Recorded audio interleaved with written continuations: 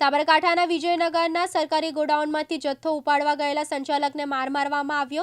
જથ્થો અપૂરતો અપાતો હોવાથી ફરી તોલમાપ બાબતે ટકોર કરતા મામલો બિચકાયો અને મજૂરે લીમડા મંડીના સંચાલકને માર માર્યો। તો ગોડાઉનમાં જ બનેલી ઘટનાથી મેનેજર અજાણતો હતો। હાલમાં દુકાન સંચાલક દ્વારા રાજસ્થાનના ત્રણેય આરોપી મજૂરો સામે વિરુદ્ધ વિજયનગર પોલીસ મથકમાં ફરિયાદ કરવામાં આવી છે।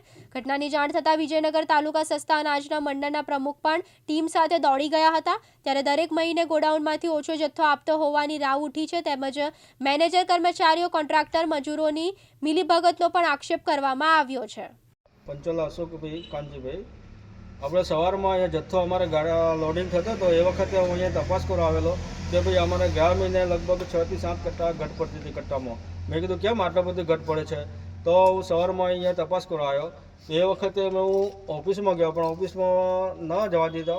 હવે સીધો પેલો આપણે દેવેન્દ્રભાઈ અહીંયા ગોડાઉનમાં લઈને આવેલો। ગોડાઉનમાં અમે તપાસ કરી તો પછી એ લોકો અમે કીધું ભાઈ આ તો તમે 80 કટ્ટા ભરી દીધા છે। તો અમે કીધું એનું લોડિંગ કરીને ભાઈ કીધું માપ તપાસો, આપણે સરકારી જે માપ હોય 50 250 જે આવતું હોય એ કે ના ભાઈ અમે એ બધું અમે ના ભાઈ અમે એકવાર પેલું એકવાર કટ્ટાનો પેલું શું કહેવાય વજન થઈ ગયું, એકવાર વજન થઈ ગયા પછી અમે બીજી વાર અમે ના તપાસીએ। અમારા બે મજૂર કોણ આપે 2 વાર તમારે કરીએ તોલીએ? તો એ કે 10 કટ્ટા અમે તોલીએ। મેં કીધું 10 કટ્ટા શું કામ? મેં કીધું અમે 80% લોડિંગ કર્યું છે। મેં કીધું અમે બધો કટ્ટામાં તોડીને આપો। એમ કરતાં અમે થોડીક રજા થઈ તો ભાઈ અમારા મજૂરો જોડે ચર્ચા થઈ કે ના અમે એવું ના કરું। તો મેં ખાલી એને એક શબ્દ બોલ્યો કે ભાઈ એનાથી એ લોકો મારા ઉપર આ 2-3 મજૂર હતા એ ઉપર આવી ગયા અને હુમલો કર્યો મારા ઉપર અને માર માર્યો સાહેબ। આ બાબતે તમે મેનેજરને વાત કરી હતી?